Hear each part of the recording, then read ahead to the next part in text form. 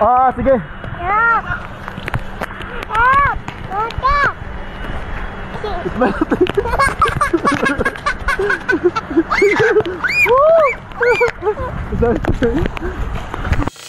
Grabe no, salute ko sa amahan nga na-feel na nako ang iyang stress, ang iyang kahadlok sa baha because he knows nga na ay posible nga mahitabo sa ilaha. But kudos to the father aning bata.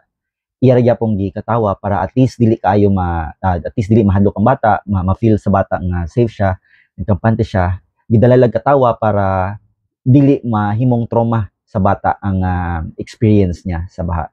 So, lesson ani no, life is gonna be hard. Dili gid siya perfect, especially nowadays nga naayod tay issue in terms of ato ang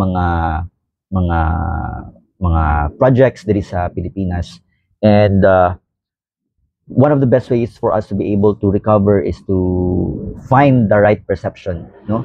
Finding the positive attitude despite the fact nga lisod gyud kayo ang tanan, no? Walay like let's say walay tarong nga direction, kalisod sa pagkaon, kalisod sa pagpangita og trabaho. All these are factors nga magahatag og hindrance sa ato ang kinabuhi. And it's just that at some point in our life we need to take a break, we need to smile and laugh about it. Tungod kay we need to see, no, the good side, no, nga we need to see that hope nga mo inspire sa ato og move forward. And sa aning example wherein ang amahan ang katawa-katawa na lang pud para lang pud mo katawa ang iyang bata is actually a hope para sa ato ang we could always smile despite the struggles, no, just to keep our sanity safe.